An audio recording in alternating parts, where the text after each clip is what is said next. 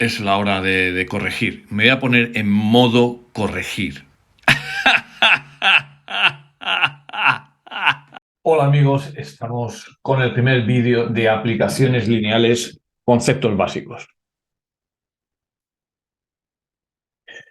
Tenemos dos espacios vectoriales y una operación muy natural es preguntarse cómo se pueden llevar vectores del primer espacio vectorial al segundo. Claro, cuando cogemos la imagen del primer espacio vectorial, lo lógico es pensar que esa imagen va a ser un subespacio vectorial del segundo espacio vectorial, de V2 en este caso, como está puesto en la pantalla. Entonces, la definición de aplicación lineal, que es una aplicación que respeta la estructura de espacio vectorial, está relacionada con la de subespacio vectorial. Y esa definición viene dada por dos condiciones que claramente son las de subespacio vectorial, pero hablando de la imagen. La primera condición dice lo siguiente: la imagen de la suma de vectores en V1 es la suma de las imágenes como vectores de V2. Fijaos aquí muy bien que cuando pone U y V, la suma es en V1 grande, y aquí en las imágenes es la suma en V2. Esto correspondería a la primera condición de subespacio vectorial. Para la segunda, está diciendo lo siguiente: cuando cojo un vector y lo multiplico por un escalar en V1, ese escalar sale fuera de la aplicación.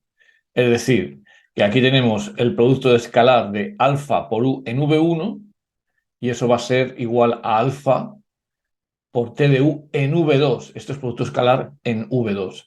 Fijaos que para que esta ecuación tenga sentido hace falta que los dos espacios vectoriales estén dados por el mismo cuerpo. Si no, aquí la alfa sería distinta. ¿De acuerdo? Bien, una vez vista esta definición y su porqué, repito el porqué es porque quiero que cuando quiero relacionar dos espacios vectoriales y quiero que la imagen de V1 sea un subespacio vectorial en V2. Otros nombres para aplicación lineal es homomorfismo u operadores. Nosotros usaremos principalmente aplicaciones lineales o transformaciones lineales. Vamos a hacer el ejercicio 726, que es mera comprobación de la definición. Se tiene una serie de subespacios y transformaciones y te piden ver cuáles son lineales y cuáles no lo son. Vamos con la primera. Lo primero que hay que fijarse aquí es que, cuál es el espacio vectorial, los espacios vectoriales, perdón, con los que estamos trabajando. V1 es igual a V2 igual a R. Estamos sencillamente en el espacio vectorial de dimensión 1R. Y la transformación consiste en un escalamiento, en multiplicar por un número real. Vamos a comprobar la primera condición. Cogemos dos vectores x1, x2 en R. Hacemos esta comprobación. Cogemos t de x1 y eso por la definición de t de x es a paréntesis x1 más x2. Lo siguiente sería efectuar este producto y da a x1 más a x2. Y eso es exactamente t de x1 más t de x2. Luego la primera condición se cumple. Para la segunda empezamos con t de alfa 1 y por la propia definición de t eso es a paréntesis alfa por x1. Aquí en este punto, donde tengo el recuadro ahora mismo, usamos la propiedad 2.2 de los espacios vectoriales que me habla de la asociatividad de los escalares. Entonces aquí tengo a paréntesis alfa 1 x1, podría poner a por alfa x1. Luego aquí vuelvo a usar la conmutatividad y la asociatividad y entonces paso el alfa fuera y pongo entre paréntesis a por x1 y aplicando la definición de t, eso es alfa por t de x1. Casualmente esta que parecía más sencilla ha sido más, al menos farragosa de probar, ¿no? Entonces sí, cumple la segunda condición y estamos ante una aplicación lineal. Vamos a ver esta de aquí. Esta no lo es, esto es a causa del b aquí. Empezamos como antes.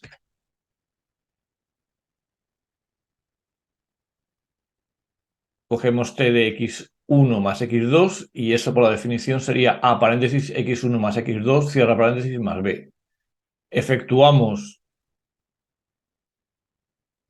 el producto y queda ax1 más ax2, agrupamos ax1 y b y entonces me queda t de x1 más ax2, me faltaría un b y por tanto eso no es igual a t de x1 más t de x2. Vamos a hacer el 3.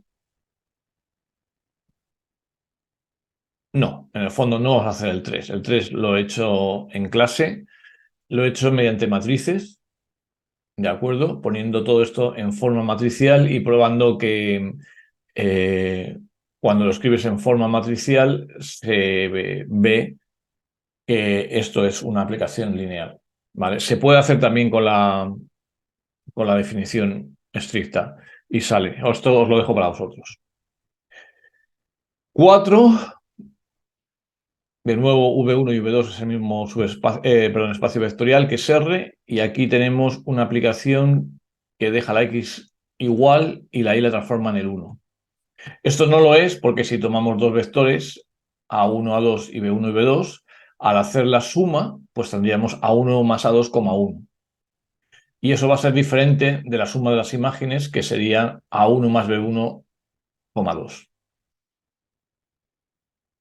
Esto, por cierto, es un B1.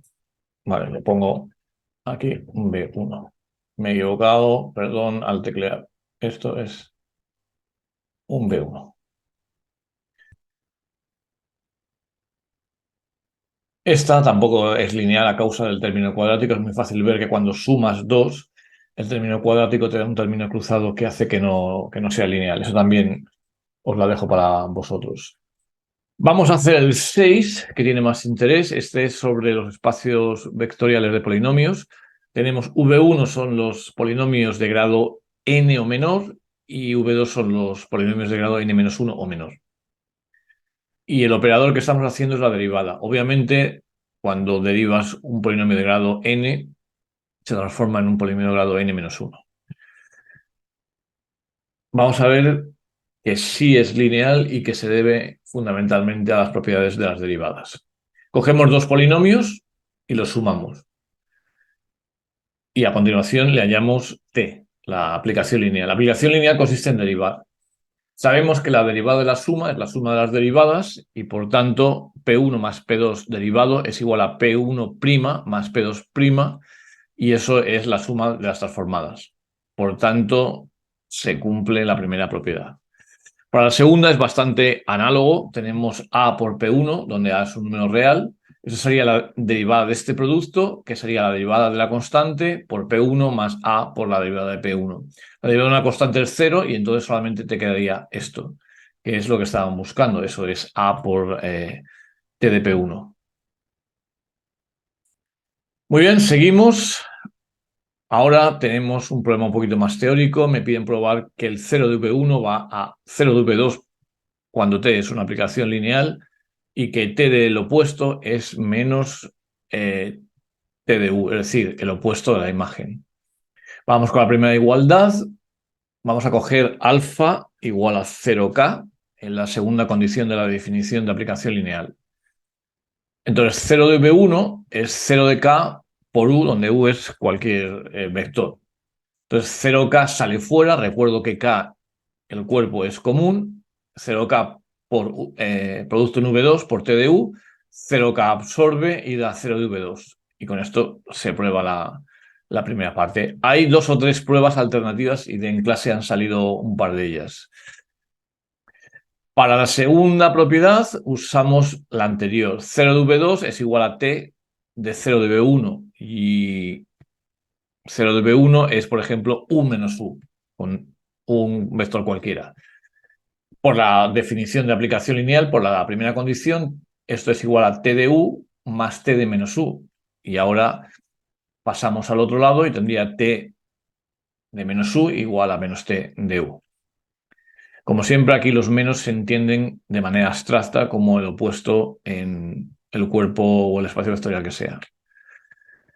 Vamos al problema 7.2.12, que es un problema difícil. Hicimos un poquito en clase. Se tiene teta un número real en el intervalo 0,2pi y se tienen estas dos transformaciones, endomorfismo. Recuerdo que un endomorfismo es la palabra que usamos cuando hablamos de una aplicación lineal de un espacio vectorial en sí mismo. Tenemos estas dos expresiones matriciales y nos piden lo siguiente: calcular la imagen de unos cuantos vectores de R2 para averiguar en qué consiste la acción de estas aplicaciones lineales. Luego ver que T1 es una rotación alrededor del origen de ángulo θ y que T2 efectúa una simetría con respecto al eje OX. Esto es un error, ¿vale? Esto es con respecto al eje OX, perdón por ello.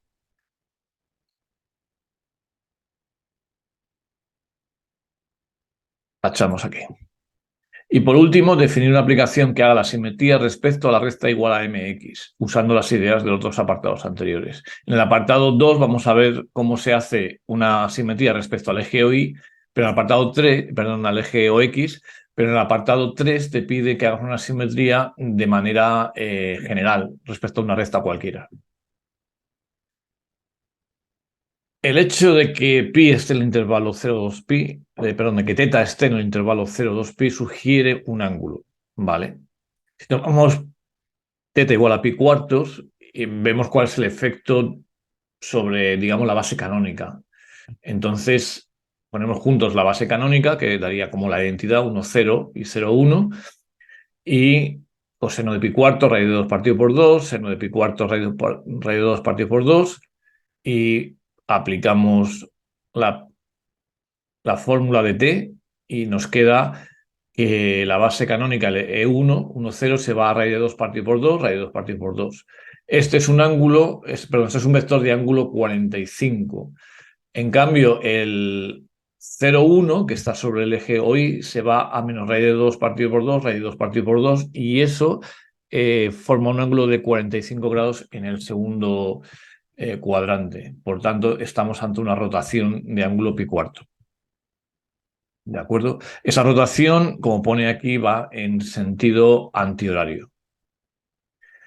En cuanto a T2, seguimos la misma estrategia, evaluamos la base canónica y tenemos que pasamos de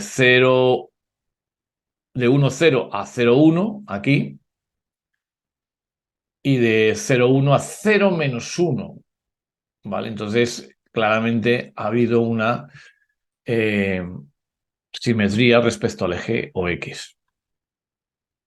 Vamos a ver esto en general. Vamos a coger XY, le aplicamos la transformación T1, es decir, volvemos aquí y ponemos todo esto en forma de, ponemos todo esto en forma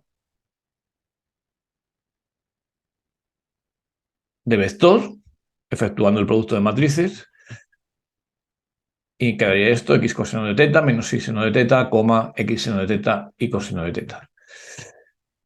Vale, vamos a llamar phi al ángulo que forma el vector xy con el eje más o x. Sabemos por trigonometría básica que la tangente de phi es y partido por x. Por supuesto, aquí estamos suponiendo que x es distinto de 0. Si x es 0, pues ya sabemos que el ángulo es 0. Y el módulo es x cuadrado más y cuadrado con la raíz cuadrada. ¿Vale? Poniendo esto en coordenadas polares, tendríamos que x es r coseno de phi e y es r seno de phi. ¿De acuerdo? Bien, seguimos. Esta es la situación que tenemos geométricamente. Esto es xy, esto es phi. ¿Vale? Y la longitud de este vector es r, la que acaba en xy. Y ahora vamos a ver que t de 1xy es el vector que tiene el mismo módulo r y ángulo phi más θ. Esa va a ser la idea. Vale, vamos a comprobar cuál es el ángulo que forma T1x con respecto al eje OX. La tangente de dicho ángulo es la componente y dividido por la componente x. ¿Vale? Entonces aquí ponemos x seno de teta más y coseno de teta. X coseno de teta menos y seno de teta. Sustituimos la x y la y por la expresión en polares r coseno de phi y r seno de phi. Como vemos inmediatamente, esta r, esta r, esta r y esta r que marco aquí se van. Las r's desaparecen. Entonces me quedaría esta expresión aquí. Esta expresión, el numerador, da exactamente el seno de phi más teta por trigonometría básica. Estos son las fórmulas trigonométricas básicas que estoy usando aquí. He usado la primera en el numerador y paso de todo esto que estoy marcando aquí, otro rectangulito, esto que estoy marcando aquí, he usado esta fórmula. ¿De acuerdo? Y para la de abajo uso la otra. Para esta de aquí uso esta, que es el coseno de la suma. Estoy usando las fórmulas del seno de la suma de ángulos y el coseno de la suma de ángulos. Entonces aquí me daría seno de phi más teta y coseno de phi más teta. Eso es la tangente de phi más teta. Luego el ángulo que forma T1 con respecto a x es phi más teta y por tanto estamos con una rotación, al menos el ángulo es una rotación. Hay que ver que se conserva el módulo. Para ver que se conserva el módulo, pues hacemos exactamente el módulo de los cuadrados de la suma de las componentes. Aquí tendría x coseno de teta menos y seno de teta todo ello al cuadrado, x seno de teta más y coseno de teta todo ello al cuadrado, y esto ya es álgebra. Hacemos el cuadrado, hay un término cruzado que sería este, con signo menos para el primero, con signo más para el segundo, esos dos se cancelan y ahora me quedaría esto de aquí. Si agrupo todo lo que tiene x, me queda que x cuadrado está multiplicando a coseno cuadrado más seno cuadrado, que es 1, y por tanto quedaría x cuadrado, y para la y cuadrado me pasa lo mismo. Como al final me queda x cuadrado más y cuadrado, esto es exactamente r cuadrado, y entonces es una rotación porque conserva el módulo eh, y gira el vector un ángulo de teta. Bien. Podría ocurrir, aquí me puedo decir que para que compruebo esto, podría ocurrir que girase teta, pero que la distancia al origen, el módulo cambiase. Entonces tienes que asegurarte que el módulo no cambia. En cuanto a T2, los cálculos de arriba muestran que deja invariante el eje o X y por tanto X, menos psi, que es T2, es una simetría respecto a dicho eje. Vamos con la parte más difícil, que sería, bueno, ahora quiero hacer una simetría con respecto a la recta igual a mx. Entonces podemos suponer que m es mayor que 0, es lo mismo si es menor que 0. Sabemos hacer simetrías con respecto al eje o x, pero no con respecto a un eje arbitrario. Sin embargo, la idea sería rotar la recta igual a mx hasta hacerla coincidir con ox, efectuar la simetría y luego deshacer la rotación. Vale, vamos a llamar teta al arco tangente de m, ese va a ser nuestro ángulo de giro, de rotación. Entonces, aquí lo que hacemos es lo siguiente. Primero rotamos el vector xy un ángulo menos teta. Insisto, hemos cogido menos teta como la tangente de... Hemos cogido teta como el arco tangente de m, o sea que cuando rotamos un ángulo de menos teta, llevamos el vector xy al eje OX. A continuación, hacemos la simetría y por último, volvemos a rotar, ahora en sentido contrario, antes era menos teta, ahora es más teta, para llevar el vector a su sitio correcto. ¿Vale? Entonces, efectuamos todas estas operaciones. Aquí lo primero que he hecho es aplicar que el coseno es una función par, es decir, coseno de menos teta es coseno de teta, y que el seno es una función impar, es decir, menos seno de menos teta es seno de teta. ¿Vale? Eso es para simplificar los cálculos. Efectúo este producto primero, aquí, y me da esta matriz abajo. La matriz que está al lado del vector columna XY. Y luego ya por último hago el producto de estas dos matrices y aquí me quedan coseno cuadrado menos seno cuadrado de teta. Eso es coseno de 2 teta. En este otro lado aquí me queda seno de 2 teta y análogamente abajo. Luego la expresión final matricial de esta aplicación que estamos buscando de T3 es esta que está aquí, en la última línea. Y esto es todo, amigos. Seguimos aprendiendo.